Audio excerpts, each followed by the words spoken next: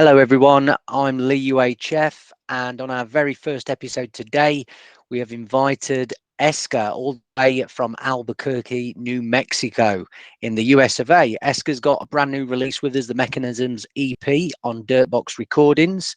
And we're going to have a chat today about that release and also what he's been up to and how he got about getting into this, all the production, all the drum and bass and music. Brett, how you doing, mate? You good?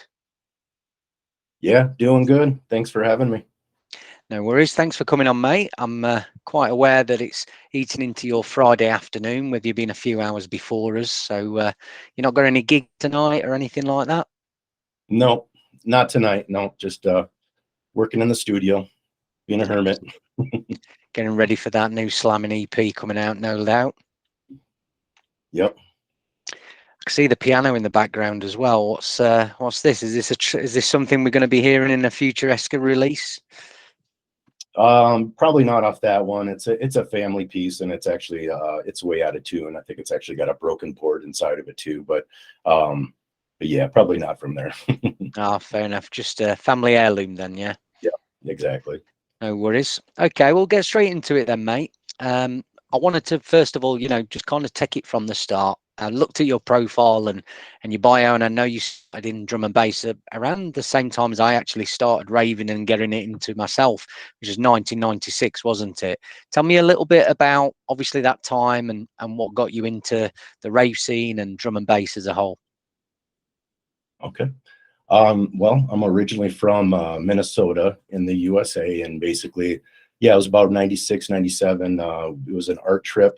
We went up to Minneapolis, about an hour or so away from where I lived, and went up there for like a field trip, an art trip or something like that. And they'd give us some time to go run around and check out shops and stuff like that. And there was, we knew of one that had some different music in there, and so we just go in there, and I found I picked some stuff out that sounded cool and bring it back. And that's how I guess I discovered like jungle music, is just random mix CDs, I guess, in a store. Brought that back, and yeah, I really enjoyed it, and just started trying to find more and trying to get up to Minneapolis more and finding more. And then at one point I just decided, like, this is just awesome, and I want to get involved more. And so at that point I decided I would start saving up, and I ended up taking about a year or two, and right off the bat just bought a Technic 1200 and MC 505 drum machine and an SP 202, all within like, I don't know, like a couple months with each other. And just right off the bat just started DJing and producing. My roommate at the time also actually bought a Technic 1200, so we had our pair,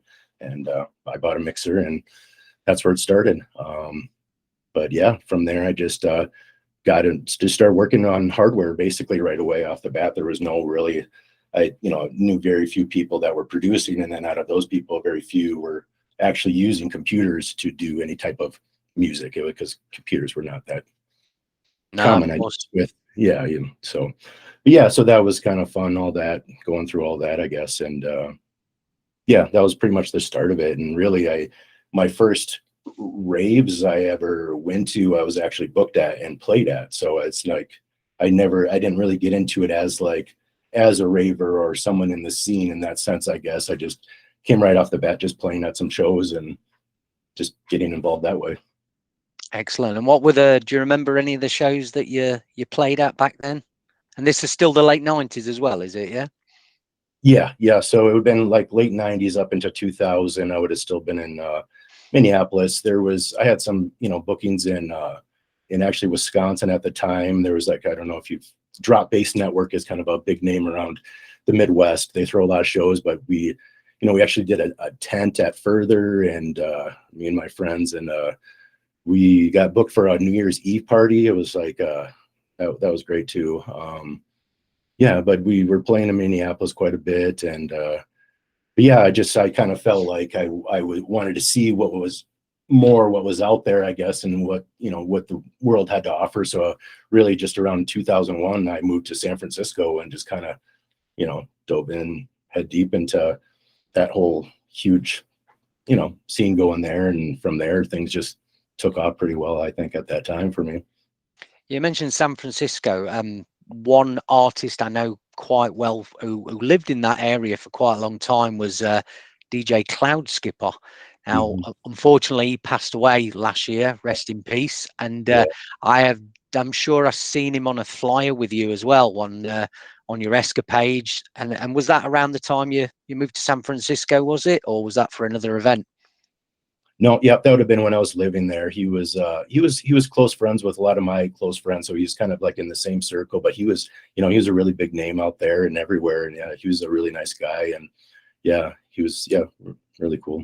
So Yeah, that's just for the people who are obviously watching, Cloudskipper is quite a popular rave DJ. Played hardcore, or happy hardcore, and things like that back in the day, and he did cross over to drum and bass and breakbeat and things like that as well. So unfortunately passed away last year, but yeah, he was quite a well-respected US DJ and producer, weren't he, for quite so many years across loads of genres, really.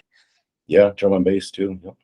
Okay, and you had a different moniker as well, didn't you? In the early days, it wasn't always ESKR, was it? Yeah, I've switched around quite a bit through my time. Like I originally in like around 99 when I actually started DJing, I started as Sharp Lucky was my name, and actually had gotten booked under that. And then within about 6 months to a year, I changed it to Azrael. And then when I moved to San Francisco, that's when I actually changed it to ESKR. But then I used to actually do it with like a $ as the S. So yeah, but Yeah. yeah, but yeah, at that point too, out in San Francisco, after a while, I met up with some guys, and we started a group, and that was called Company Truck. But then, yeah, eventually I moved out of the San Francisco area back to the Midwest and to around like Toledo, and actually that's where I started another moniker, which was Seeker, which was mainly dubstep at the time. I was around 2007. But I was still doing drum and bass and actually releasing a little bit of drum and bass then too. But yeah, and then actually around 2010, I went to college. I went back to college and got a 4-year degree, and just basically turned the rest of the world off for 4 years and only focused on school. Got that out of the way, and then basically started working my way back into music again, and kind of resurfacing and basically refiguring out the world again, as in the music aspect, because things change so fast. I mean, if you kind of step out just for a little bit, I mean, things could be drastically different. So I mean, as the different formats we've gone through through the years to push music to people and to share it with people. So Yeah, absolutely. yeah. But then that's when after I came back up, that's when I started using ESKR again, back after I got out of school. What does ESKR mean? Where did the name come from, ESKR then? 'Cause that's quite. I thought it was ESKR, but it's not. It is ESKR, isn't it? Yeah, I guess it's that, and that's what people have kind of used more or less after I made it. But yeah, I guess that's when it was intended. I mean, more or less, it really doesn't mean anything besides ESKR plus an M, were at the time my 4 or 5 favorite letters. So I just moved them around and to see what I came up with, and really I came up with ESKR, and I was like, well, I'll just leave the M off, and that's really all it came from. That's great. I would never have thought that your favorite letters. I didn't think people had favorite letters. That's brilliant. I can't even think if I've got a favorite letter. I don't know. Maybe, I don't know, M. I don't know why that comes up to my head. I've got no idea. But yeah, fair play. Were a lot of your names kind of just based on things like you said, you had Azrael? Azrael, is it?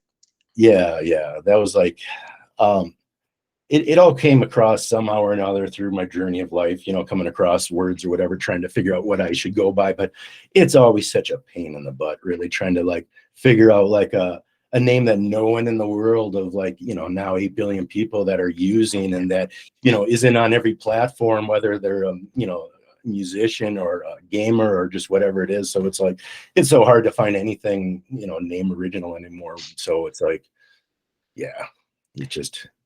Well, it was hard. It was harder back then because obviously there wasn't as much content on the internet. There was no Beatport. You didn't get Discogs until like early noughties. So those kind of platforms now, you could literally go on there now and you can check how many people have got that name. Whereas obviously Yeah. coming up in the 90s, it wasn't really possible to do that, wasn't it? Yeah, for the first couple of names, that was kind of just something, came across at some point or another that I decided to use. But yeah, after a while, it was just like, if you try to make sure that you didn't use someone else, it was just like, if you be conscious of it, it's like, wow, this is hard. So.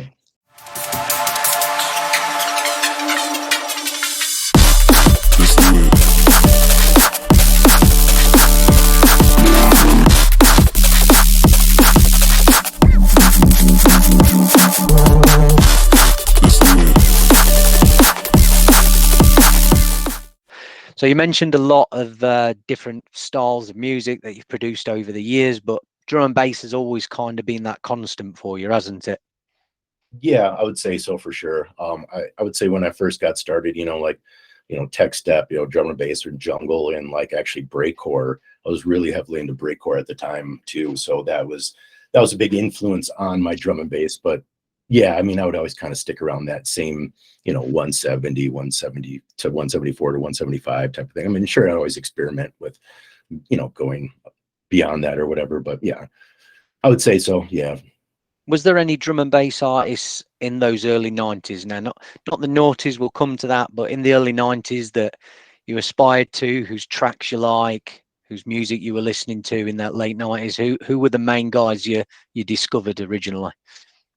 I mean, obviously, I mean, like there was like, just, Bad Company or Tech Itch, like all that was, I loved all of that. That was all great, everything that was coming out. But like something I would say, like actually the sounds and this everything that was coming out of like basically the California area was really attractive to me, like my ears, I guess, because it was so unique and different, I guess, because they were all, it was different. It was drum and bass, but it was different. But I mean, there was all sorts of people like, from Hive, to UFO, a little bit later, Gridlock came into there, he moved there, so it was like, there's a lot of, and even, I mean, so many different people that, are still around too, but yeah, it was a definitely heavy influence, like actually United States drum and bass was, I was really into that per se at the beginning, along with the, breakcore and UK normal.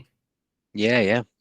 Well, I mean, a lot of the US stuff, I mean, for me, the original stuff that I got into drum and bass fully around 2005. And what drew me to that actually had quite a big kind of US influence to it, because it was Spore, Noisia, E1, Evil Intent, who the latter two were obviously US artists as well.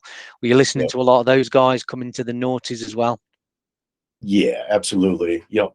I was, definitely super into like, Renegade Hardware, into Barcode, and just anything those guys were on for sure. Yeah, absolutely. Yeah, that was like a big thing for us, actually, knowing that there was great artists from the US as well, and like you mentioned, Hive and Gridlock and things like that as well. So what other genres of music were you producing in and out of? Like I said, drum and bass was the constant. Tell me a bit about the other stuff, and did you have any releases under different names doing these other genres? Just go into a bit of that if you could. Sure. So I did have when I moved to Toledo area, it was I went under Seeker, and I had a lot of different releases with dubstep. It kind of just took off right away, I guess. So yeah, I don't know if like Shift Recordings, Betamorph Recordings, Abducted, like Abducted Limited, that's out now. They used to actually have a label back in the day that was called Abducted, also Abducted Dub, I believe, but actually I had a release on there. And so yeah, I mean, there was quite a few, but I kind of at the time, I feel like I wanted to get a little bit more out of my life at that point, I guess. And that's when I went to school and kind of just stopped. That's when I just stopped the dubstep at all, like completely. And when I kind of got back into it, I just have been sticking to drum and bass at this point. In the past, I've done some different stuff, like, even a little bit of breaks, but and just some experimental weird stuff. But yeah. Okay, excellent. And did any of these like dubstep things, did you get anything that was considered, played by a lot of people, that ended up being a hit, or was it just all an experiment really away from the drum and bass, just to kind of feed that inspiration back to that?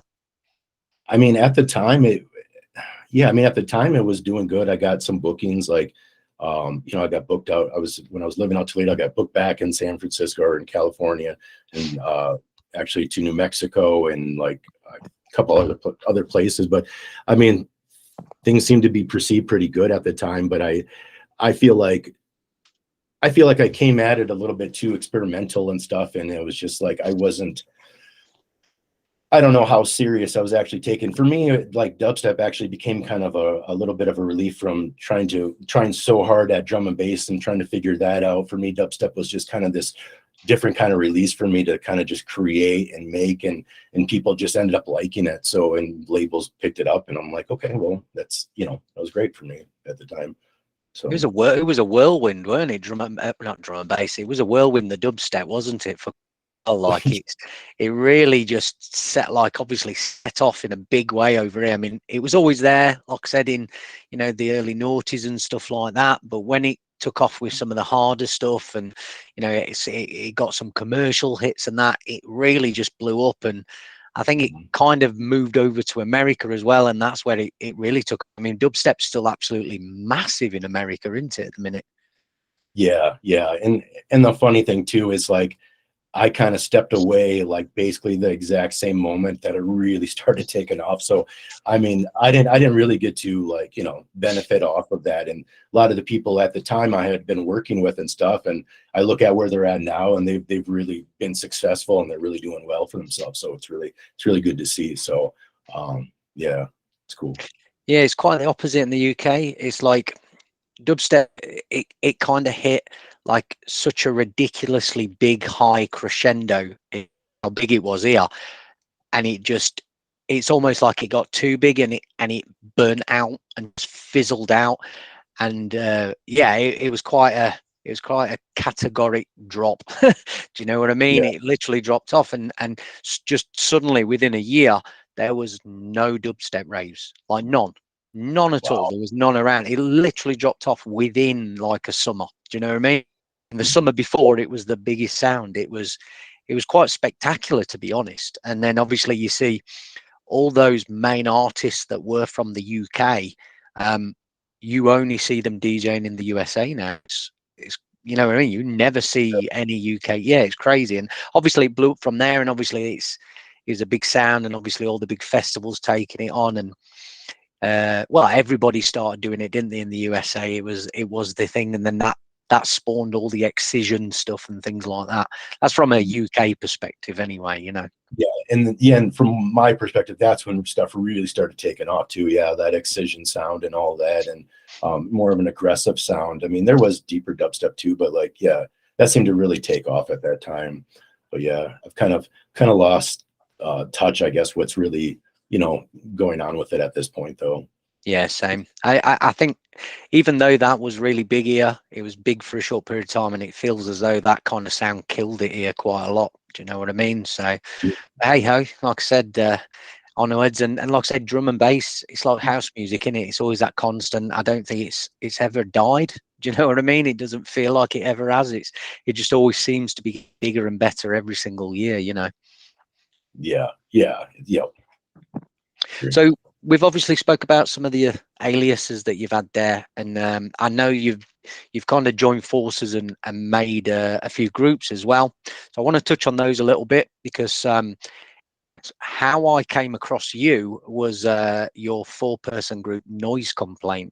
And for me, I heard this release just randomly. There was a release on Boomslang a couple of years ago, and this is I believe I contacted the Noize Komplaint page, and this is where I ended up speaking to you, Mike at Boomslang, Mike Geigen.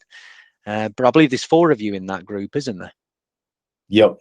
It's Greg, Dave, Mike, and me. Yep, the 4 of us. Yeah. So that's I mean, that's where obviously it came about. Well, really signing this release just from message, basically, I believe. So tell me a bit about the group. How did that literally come about? All 4 of you are obviously producers that come together for that. What makes Noize? So that, I mean, so basically Noize Komplaint was a thing before I actually joined them. So, I mean, the way that it came about was um, actually submitting demos to Boomslang Recordings. So I submitted those, and basically Dave and Mike, heard them and they liked them, and they, wanted to sign them. And so they did. And I had some releases and stuff, and we just kind of hit it off. We were, kind of the same age and all that, and kind of gone through a lot of, like, you and I have, been through a lot of the same stuff. And so we all related well. And eventually they, they asked me if I would like to join. And of course, so yeah. And I said yes. And so we've, worked on, the four of us have worked on a lot of tunes together, and that's gone really well. Brilliant. And we might as well say it now as well. There obviously is a Noize Komplaint EP coming on Dirtbox this year as well. Finally, yep. I've been sat on those tracks for a little bit of a while, so thank you for being so patient with that. But we're finally getting those out as well. But yeah, I know what you mean as well. Like Mike at Boomslang and yourself, there does seem, like I say, when you relate to someone and you get similarities, even just talking through social media. And I've had some good long chats with Mike's, and I found some very relatable things. They're doing a really good job, aren't they, at Boomslang? I love what they're doing. I love their work ethic. They're able. So yeah, it's good to be involved with you guys doing that as well. Yeah, it's been great. Absolutely. What about your other groups as well? So you mentioned Company Truck. Yeah, that was so. Yeah, back when I was in San Francisco at the time, I had been, playing out quite a bit under ESKR by myself, and I was producing tracks with, at the time, basically off and on with someone named Jason, and we started making tracks together, and then we kind of decided to basically form a group together with two other people we knew, and we kind of just took where our platform that we were at and just kind of took that off and started putting out music. And that's actually where I got my first vinyl sign, is with those guys. Yeah, so that worked out well. That was around like 2004 to 2007, and pretty much after I moved away, that kind of just went away too, I guess, unfortunately. But that's, yeah. Fair. So nothing really on the horizon with that group, or then it's kind of defunct in a way. Yeah, absolutely. Yeah. Fair, no worries. And we're speaking about obviously having a lot of similarities here. You've obviously got a background of working in record shops like myself as well. So in my days, I ran, I was a manager. I didn't own a shop up in Sheffield in the UK called Reflex Records. Where were your backgrounds in? Obviously vinyl pushing and things like that. Yeah, so back when I lived out in the San Francisco area, there was a record, well, I'd say it was an online record shop, and it was basically like a warehouse in Emeryville, which was, actually inside of Oakland, which is on the other side of the bridge of San Francisco. But so they were huge in house music. So that was like their really big thing that they're known for. But we carried everything all across the board. But I guess the thing that kind of gave us the upper edge on things was the pricing on what we could price things, basically almost like at cost, because what we would do is we would order records from the UK, all the major distributors out there. We would order like boxes and boxes from each one, and what we'd have them do is ship it all to a central place in Europe, and then from there that would get all the put on a pallet and all that, and then shipped to us. And so that was one of the guys that worked with, that was our main job of it, is we'd go out to SFO, San Francisco Airport, twice a week, and we'd pick up these pallets of records and basically bring them back and open them up and put them into our system and bring them down to the warehouse, and people put them up in the walls, and then orders would come in, and then they'd pull the orders and, sell records. But since we were able to bring that kind of bulk in, we would actually get them at the price that, you would pay for them over there because you were making them. And so, yeah, it was a good thing. But we were basically, what was it, 2003 to 2002 to 2004, something like that. We were basically the best. Like, it was a WMC. You familiar? Like, yeah. They would have the best retailer and all that, and we were the best retailer up until like 2000, like for like 3 or 4 years in a row. And then Beatport came along and MP3s, and just basically entirely took over the market at that point. And, you know, like dance records eventually, I mean, we started doing MP3s too, but like it just, you know, we were fully dedicated into vinyl. I mean, places were closing down and we'd buy their whole entire inventory, and it eventually caught up to them, I guess, you know, but just because vinyl is.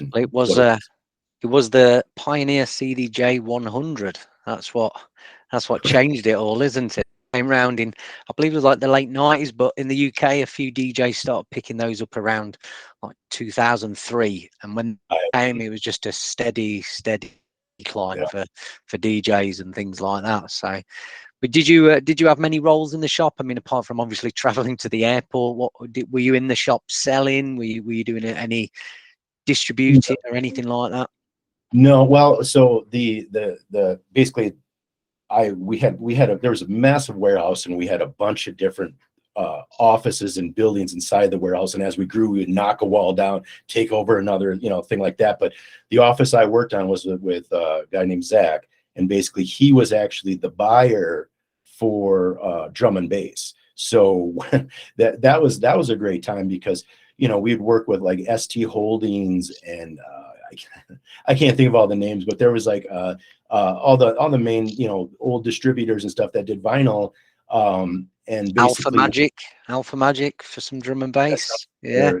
There's UK one. I can't think of it. There's a lot of them are still around, but anyways, they would send us white labels every week prior to the release. You know, that was free white labels, and so we would get to split those up between him and I. We were both in, you know, play drum and bass, and like, so basically my whole collection was pretty much only white labels for forever. You know what I mean? It was just because that's just how. But yeah, we'd have all the tracks ahead of time, basically, also. So that was a great thing, like on vinyl.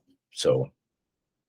Yeah, one of the big benefits, obviously, back then of working in a record shop is, the white labels. The distros would send you, if you were a big seller and you bought a lot of copies of certain releases, the distros would send you the white labels. And the good thing there is the genres I was into myself, the owner just he didn't say anything. He just let me just nab the white labels. So yeah, it was just full of that. I think there was a few distributors I had that they used to send me too many records, you know, for free, and I ended up giving about 2,000 records away at one point. Just when I stopped collecting, when I stopped out the shop, I ended up giving away. There was too many records with that, and that was like, you know, the hard trance and hard style from Europe. Some of those distributors, they used to throw a lot of white labels at us, because they were at least 10, 15 records a week, basically, with that. So, do you still have your vinyl? You still got it somewhere? I do have, yep, I have it, and actually a lot of it is those white labels, but I have, a little bit. I actually, when I moved back from San Francisco back to the Midwest, at one point, I had to get rid of a lot of stuff, because basically anything had to fit into like a minivan, basically, and so at that point I had to let go of a lot of stuff, but luckily I held on to some of it, so, you know. Yeah, it's the worst, isn't it? Moving house with vinyl. Nobody, if you've never done it before, you wouldn't understand. You need a removal van for your furniture and a removal van for your records, and that is the literal part of it, isn't it? It's terrible. Yeah. I hate moving house with records. I hate it. Absolutely hate it. Backbreaking. So when did you finish the record shop then? What year were you out of there? It was 2007 when I basically moved back to the Midwest. So 2007 is when I quit that job.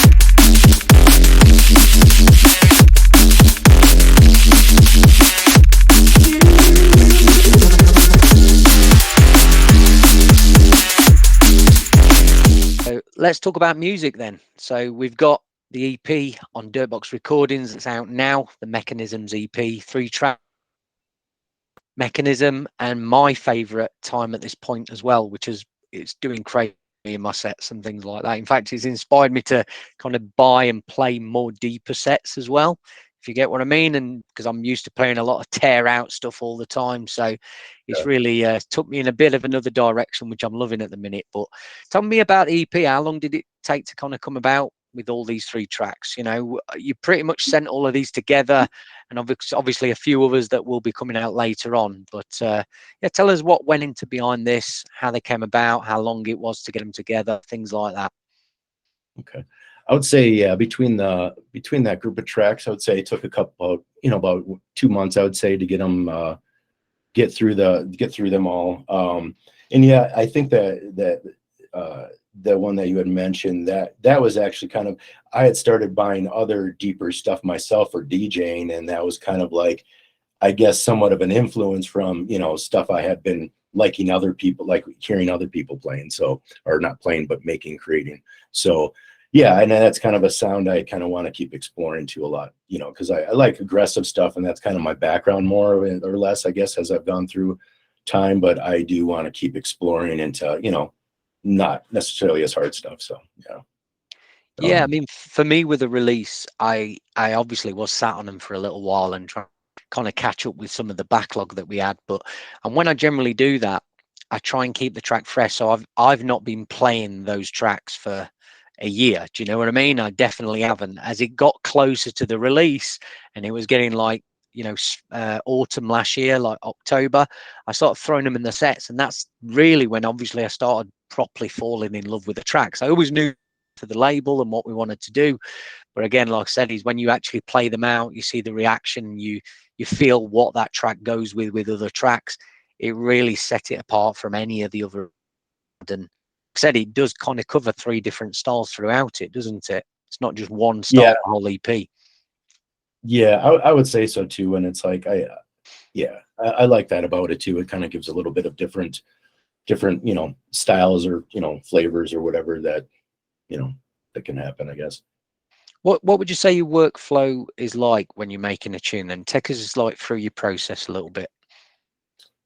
So I would say, like, I mean, kind of the best part usually is, the creating of it, obviously, like actually getting to make it and come up with something new. And unfortunately that often seems to be like the shortest part too, because once that's done, it's more just the processing and making sure everything sounds good, and just the mix downs. And if there, it just becomes technical, or sometimes that's fun and enjoyable, but like, I guess creating is definitely a lot more fun for me. But yeah, it's usually just basically starting with drums, and then going into the bass, and then building elements around all that is like a lot of times I'll start my my beats and all that, my music. Yeah. Just trying to catch that magic then, isn't it, really? Just playing around with sounds until something comes about.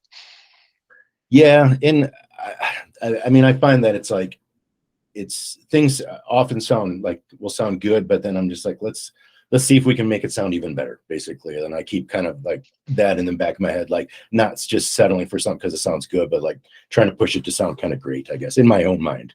But so yeah, constantly trying to do that. Do you ever get any writer's block throughout the year? Do you suffer with anything like that? No, I would say no. Like yeah, I would say like, yeah, I just sit down, and yeah, I don't have any issues with that, really. I mean, it's like, I think between the time of like actually getting, like I said, like the short amount of time you get to actually create, and then going through the rest of the process, by the time I get done with the rest of the process, I really want to create again. And like at that point, I'm just ready to go. And so, yeah. How many tracks do you think you wrote last year in 2022 then? Let's see what your work rate is like. I don't know. I mean, I would say, I mean, typically, I guess I do about I would say roughly a tune every 2 weeks, or maybe a little bit less, possibly. So it's about that. Since 2023, though, I've kind of slowed that down, taken some of that time, and trying to like progress in like different ways and stuff. So I've kind of slowed. Not, maybe if I was going 100% before, now I'm just going like 75%. So. Is it all software based that you're doing? Have you got any hardware still from the old days or anything like that? I just have like a little mini cord. I haven't used that in years and years and years. All the hardware I had over the years, yeah, that's just been sold off. Yeah. I haven't done the deep dive into it. I don't have the money to do it either, but like a lot of people, get a lot of hardware and stuff like that, which is nice. But yeah, I'm not able to afford that at the moment. Yeah, so it's completely digital. Everything you're doing is digital then at the moment. Yeah. Yep. Fair play. What DAW are you using? Are you still using the same as what you always have? No, actually, I switched.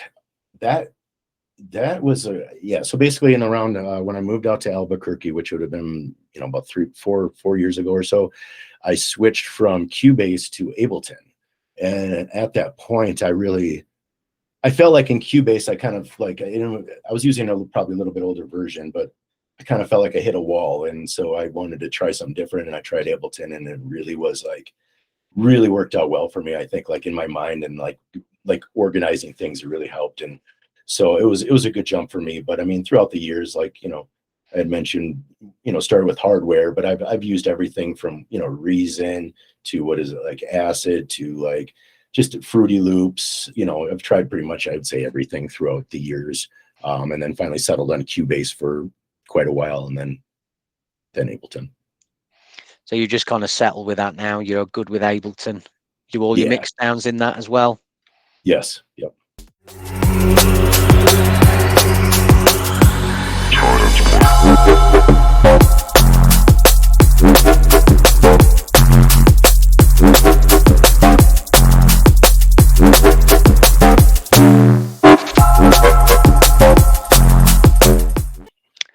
So you took a bit of time out. You said obviously around 2014. I think you were doing your bachelor's of science just a little bit before that as well. Was it a long period of time you took away from music, and were you getting the itch for that? How long were you? Yeah, that was from about 2010 to 2014. I basically completely I completely shut the world out pretty much. I mean, I disabled my Facebook account for like over 3 years, almost the whole 4 years. And, I was still working on music a little bit. And actually at the time I started to experiment, a little bit and DJ and buy some like electro house at the time, and just still doing a little dubstep or drum and bass, but nothing that I was sharing with anyone or actually trying to really, complete or anything like that. So I really stepped away, I guess, for about 4 years, I would say. And then as that ended and I, got done with school, I, slowly tried to figure out what was going on and work my way back into the world. Oh, fair play. Yeah, it's kind of, I mean, you think about it, then it probably was a lot easier to kind of do things like deactivate your social media than it is today. It seems to have kind of got a grasp on everything, including businesses now, isn't it? And if you kind of feel if you deactivate that and you're not promoting with that, and you might miss something. I'd love to just deactivate my social media if I'm honest, but yeah, it's kind of got me sewn into thinking I've got to be there with it and things now. So I don't think I'll be able to do much of that. Do you find that as well? Do you just kind of use it as a promotional tool for yourself now, or I mean, I hate social media personally. I don't like it at all. But like it's always, I mean, back from MySpace and all that, I was doing music back then, and it's always just been a tool for music for me for the most part. I mean, I like seeing what other people are doing. That's nice, but sometimes it gets a little bit more than what I want to see, I guess, just like anyone, I suppose. But yeah, I use it more of it's just more of a tool for me, and just kind of keeping an eye on what's going on in the world, trying to keep up with everyone else too, because it's not just about me. So yeah, absolutely. I mean, a lot of people say we couldn't do without it now, because obviously it's kind of created these contacts with people around the world. Like me and you have obviously met through social music, but at the end of the day, I still knew about US drum and bass and things like that. I didn't need social media. So, in another way as well, we probably could do without it now and still find a way to find these things out, couldn't we? Yeah.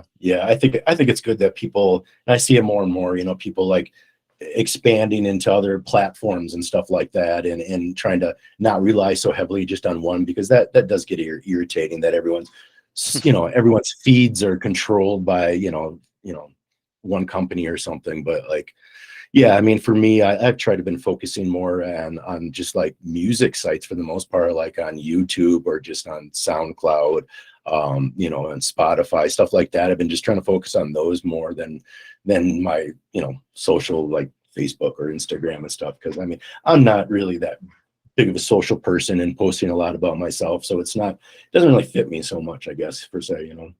But yeah, absolutely. Yeah, but like I say, it is a good tool for the music. So, you know, swings and roundabouts, as they say over in the UK.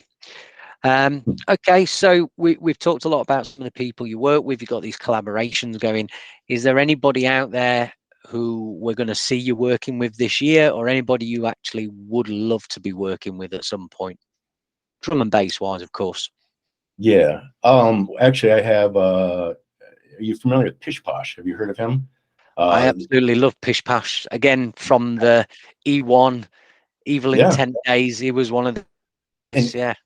yeah, he's actually even from even way before that. I mean, he was like, you know, he was putting records out when I first started to get into drum and bass. So like he's really been on, like, then the Burner Brothers, and probably heard of them too. But yeah, they're all from like that same kind of long time ago.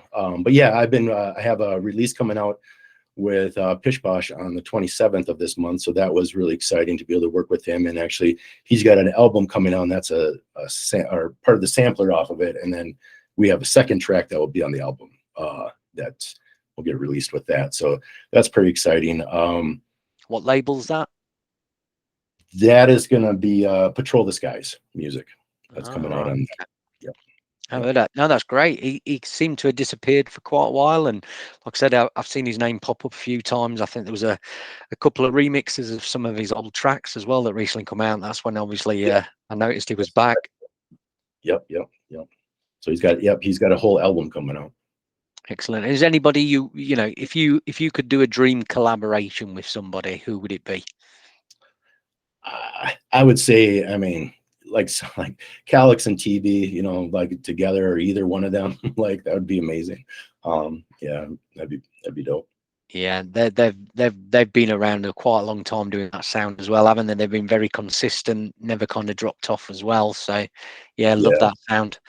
What about remixes? If you could remix one track out there, if you had to pick one, it doesn't have to be the track, but if you could remix a track that maybe you wouldn't even dream of thinking getting older, what would it be? Ugh. I I don't even I don't know. I don't know. Yeah. I can't even think of one right now. Drum and bass producers, then anybody else you're rating at the moment? Like I said, you've got a few DJ sets here and there. What producers are you rating at the moment? Yeah, I would say there's a lot of drum and bass that's exciting me right now, and there's a lot of like new names to me that I've never heard, and you know, like it's great. I've been really happy with the state of things, like outside of what I'm doing. But like I'd say like people like Trex and Tej and Abel, Objective, Molecular, Theoretical, and Staka, and like Doppelshift. Okay, some So US names there as well, then, isn't there? So quite a few yeah, US names. Yeah, I'd say those are some big names I've been kind of like picking up a lot of their tracks and feeling like their sound that they've been doing. Yeah. There's a excellent. lot of people. Yeah.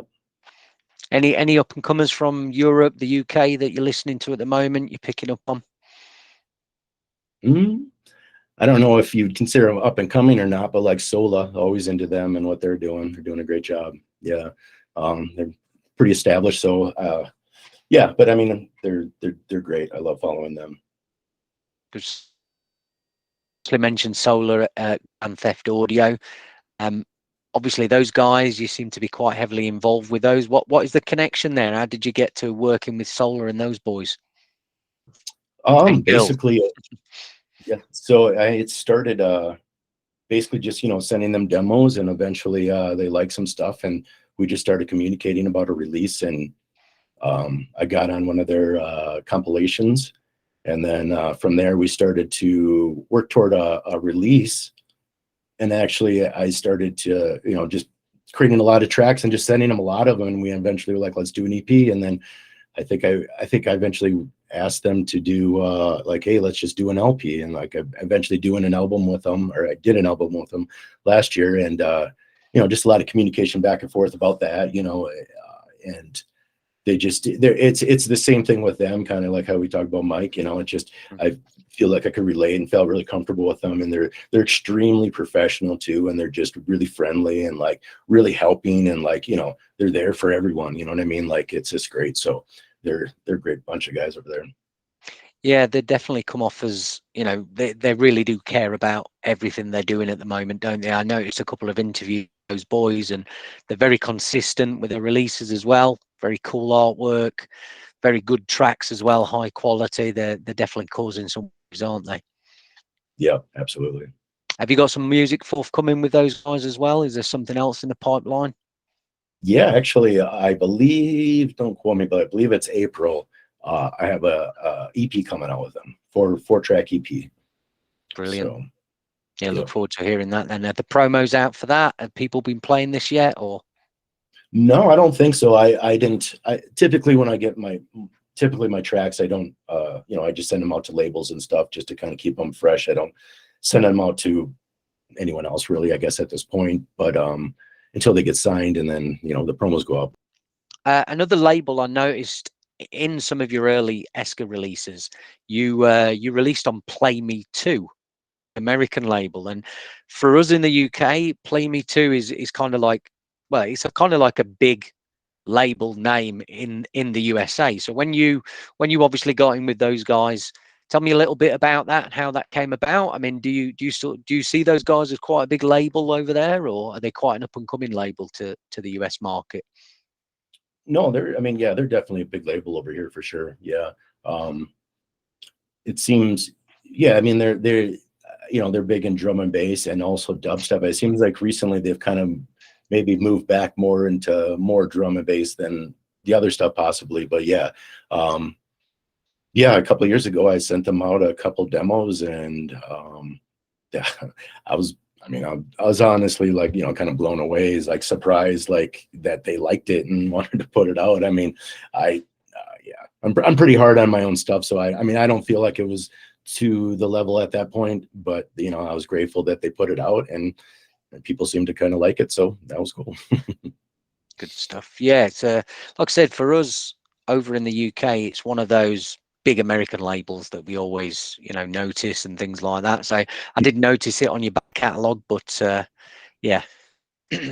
So let's get into some of the gigs. You talked about some early events earlier on in the show. Tell me about some of those promoters that you played for back in the day. So actually, I was let's see, I was involved with a group, and we threw a night, and it was called Rhythm Method, which it was a monthly. So, and basically we used to bring a lot of names, like basically like Black Sun Empire, Echo, if you remember him, he was from San Francisco, but Conquer Dawn, let's see here, Shimon, Spirit, Silver, like all sorts, like back in the day, like we used to like bring a lot of those type of people out. Silent Witness, Break, and Squire. You know, Gridlock lived in the area, so he would play a lot. Evil Intent, we used to bring them out a lot.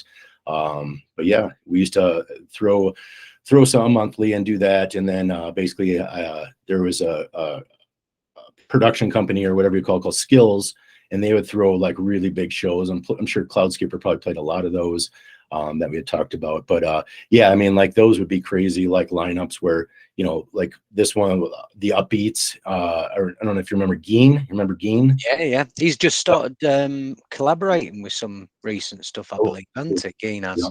Yeah. He's back Vicious as well. Circle. That's cool to hear. Like Vicious Circle, and like we've, you know, even Marcus Intellects and stuff like that. So I mean, they brought quite a few people out back in the day, those mid 2000s. But yeah, I was lucky to be able to play, you know, doing some, you know, opening sets and stuff for those big shows back then. It was great. So yeah. Excellent. And what did you say, some of those were your own events that you were doing as well, were they? Yeah, I was basically the guy that I was talking about that I worked in the record shop. Basically him and I were, and some other people, actually, there was a group of us, we'd throw that night called the Rhythm Method. But yeah, that's where we would bring all the people out. Yeah, the Skills was a different company, and then basically, you know, I'd play for different people around at different clubs and stuff in San Francisco, you know, throughout the week and stuff like that. And what about like post-COVID? Obviously, mainly last year. Did you have many gigs last year playing out? No, well, so basically, it was like 2020 was actually the last gig that I like took, and that was at a Meow Wolf. I don't know if you've ever heard of that, but it was up in Santa Fe. But I played that, and then that's actually been my last show since then COVID happened. And then and at the moment I'm currently not taking any shows probably until this summer. Just been taking extra cautious, and yeah, so then hopefully this summer I'll start playing out and start hitting up some shows. I've had some quite a few people hitting me up in different states and stuff, and I've unfortunately been just talking to them and explaining my situation that will work later in the year and stuff. So yeah, speaking of obviously the lockdown and COVID and things, like some producers, it's been really 50-50. I know some that that obviously thrived with gigs. They, it really affected them badly because they weren't going out and doing that. Whereas other producers, they got stuck into the studio and they think they had the probably most productive 2 years they've ever had. For you, right. where do you sit with that? Do you feel you were productive during that time because you had that more spare time, or did you get a bit of a negative effect from it? It was all the same for me, to be honest. Like I've just been going like, full steam ahead. So like, throughout all the years going back. So like, no matter what I'm doing. So it didn't really affect me in that way. But I mean, I have a day job. I do like, like computer stuff. So it's like, I have my, that's my income. So I didn't have to stress like a lot of people did. So, yeah, fortunately it kind of probably had a different, takes a different role and effect on different people when they are affected that way. So yeah. How long have you been in Albuquerque then, New Mexico? When did you move there? It's been I think about 4 years now. It's about 2018, I believe it was. I moved out here. Is there any drum and bass scene there at all? Have you had any gigs there as well, or? Yeah, I mean, there is. It doesn't seem to be a lot, but it seems to be picking up again, more or less recently. Things seem to be picking up more. And actually, I've had some people even reach out to me about playing some shows and just showing some support and stuff like that. So that's been great. So yeah, I mean, I've been seeing some stuff going on, which is really nice. And, I'll make it out to there pretty soon here. Has Albuquerque brought any big names over, do you know, from the UK? Any notable names or anything like that? Since I've been here from the UK, I can't think of any. I've been seeing some bigger names from the US, I believe. But yeah, I mean, as of recently, I haven't noticed, and there could be, I just may not have seen it. So yeah, for us in the UK, if you say Albuquerque, New Mexico, there's only one thing that comes to mind, and that's Breaking Bad. So what you could obviously talk a bit about the crack scene there, I suppose, and things like that. But I guess you get a lot of ribbing, don't you, from UK people when you mention you live there? Oh yeah, a little bit. It's nice to actually have something that people like have heard of and stuff, and can like relate to, rather than when I lived in like Minnesota, where it's like, not a whole lot goes there on there, not in the past really, but like but yeah. I think the most famous person I know lives there is John Jones, the UFC fighter. Oh yeah. And I think it ends there, because obviously there's a big gym there, isn't there? A UFC kind of fighters gym. Yeah. Phil Jackson, I believe, Jackson and Winklejohn MMA gym. I'm not sure. That's where he used to train, John Jones, anyway. So I'm a big UFC fan. So that's another name for me with it. Okay, so obviously, just keeping on with the gigs. Have you played outside the USA? Have you done any traveling with the gigs outside of the country? Yeah, actually, it was right off the bat when I got started back in it's about 2001. Well, like I had mentioned, we played some big shows in Wisconsin. Like when I say we, I used to play out with another guy a lot, but so basically we got booked at a big show, and then these guys from France also were booked at the show, and they saw us played and they were really happy with it, and they throw shows in France. And so basically it was in 2001 they booked us, but that was the year I moved to San Francisco, so I turned it down, and my buddy went out there. But then the following year, and they threw that big show again, and I took the booking that next year and went to France. And there was we played that main show, and then there was like two, 3 other shows that we played that were a little bit smaller while we were out there. Do you remember where it was in France? Rennes, Rennes, France. oh. Yeah, Rennes, Rennes. Area. Was it just you, or any other headliners from around the world, or? It was, it was kind of on that breakcore scene. Let's see here. I'm not sure if let's see here, like yeah, you might have recognized Dan Dormouse. Yeah. Dormouse. Yeah. So he, hardcore, Noise Creator, Basek, DJ Rupture. Yeah, I've got some Dormouse vinyls just down there, basically. Yeah. So Rotator. Oh wow, I love Rotator. That's whose show it is. That's whose show. Wow. That's who I went and stayed with out there. Yeah, that's who booked us. That's who played the show in Wisconsin. Yeah, so those guys. Yeah. Like I'd say like around 2007 to 2010, 11. That's when I was listening to some of the Rotator stuff, and that was like a crossover with the hard crossbreed drum and bass and breakcore and things like that as well. Peace Off. Peace Off Records. Yeah. What a label! What an amazing record label that was. Yeah, they still going? Do they release still?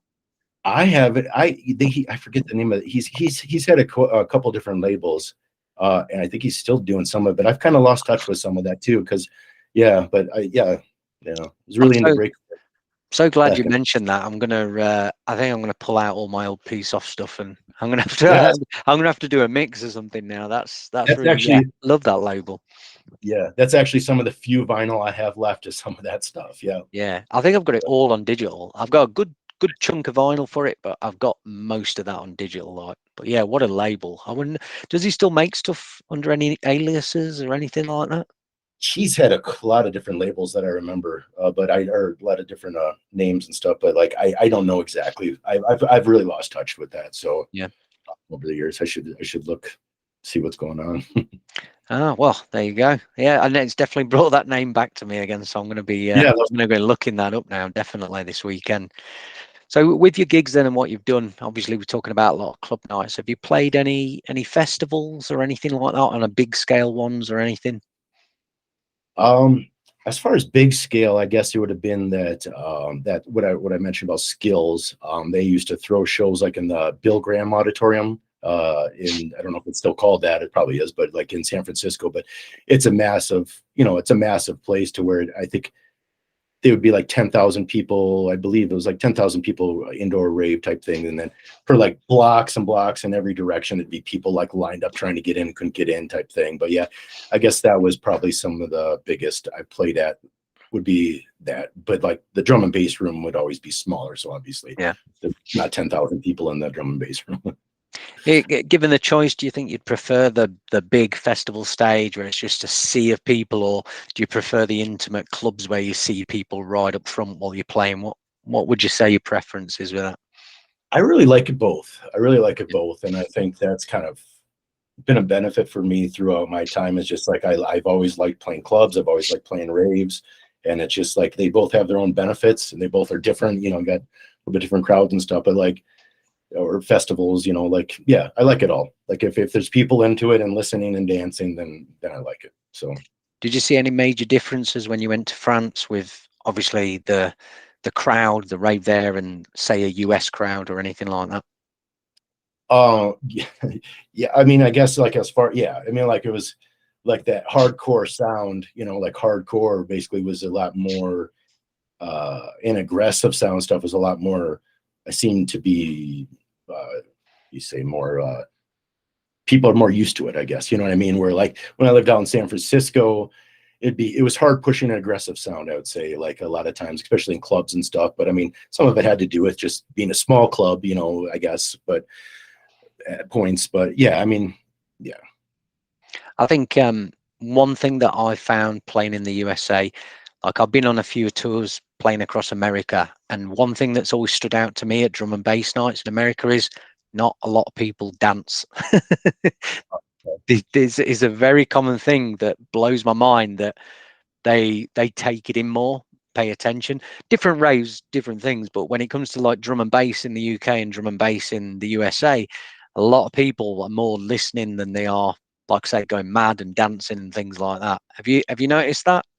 I guess yeah, I would say like, yeah, like I would say like raves or festivals, you would tend to see more people dancing and being into it and actually just letting loose and being crazy, you know. And then clubs, you tend to see more people just trying to play cool, I guess, or just being cool, and you know. But yeah, it varies. I mean, you know, some clubs you do see like it'll be everyone's dancing, but I know what you mean. Back a long time ago, I did see a lot more of that too. Just not in the club scene. People wouldn't dance so much, but they'd be into it. They'd be listening to it. They'd be right up at the decks, even, you know, standing there. Like, yeah, I mean, I mean, I've been guilty of that myself back then. So, but like, yeah, the over here you call it the chin stroker. Like you get it at oh yeah, breakdown nights. Listening to them, listening rather than dancing and enjoying the yeah. music. See, I feel like I was probably one of the original ones like that, because like I said, I didn't start out like going to raves and stuff. I just started out playing. So like when I would play and then I'd get done, I would go see someone else and I'd just be up there watching, not trying to be in that sense, you know, of you know, trying to judge them or anything. I was just more like, okay, like what are other people doing, you know, how are they doing this? So yeah. Listen, Brett, thank you for your time with this. Really appreciate it, mate. Yeah. Absolutely loving the Dirtbox release. Honest to God, like I said, as soon as I started playing it, it's really worked its way into like easily all 3 tracks are some of the top ones in my sets at the minute. And like we said, we've got the Noize Komplaint release that'll be due on Dirtbox this year. We do have another track obviously in the pipeline. We're keeping that a secret for now, but that'll be coming as well. Anything else you want to promote before I let you go? Anything you want to let people know about? No, I guess not at the moment. Just, you know, no, I guess not at the moment. I can't think of anything. No worries, no worries. Well, I'm sure we'll be seeing a new release in a couple of weeks. I think it was, you said, wasn't it, on the 27th? I think it was, wasn't it? Yeah, we got something. Yep, on the 27th. That'll be my next one. Excellent. Okay, we'll keep an eye out for that anyway. But yeah, thanks, mate. Enjoy your Friday afternoon. Hope I've not taken away too much of your time. And yeah, I'll catch up with you over the weekend. Awesome. Thanks so much. All right. Take Thanks, care. mate. Take care, mate. Bye-bye. And thanks, everybody, for listening. Don't forget, you can find all the Dirtbox releases on all our social medias, just at Dirtbox Recordings, over on Twitter, over on Instagram, Facebook, you name it. We'll catch you all next time. Thanks for listening.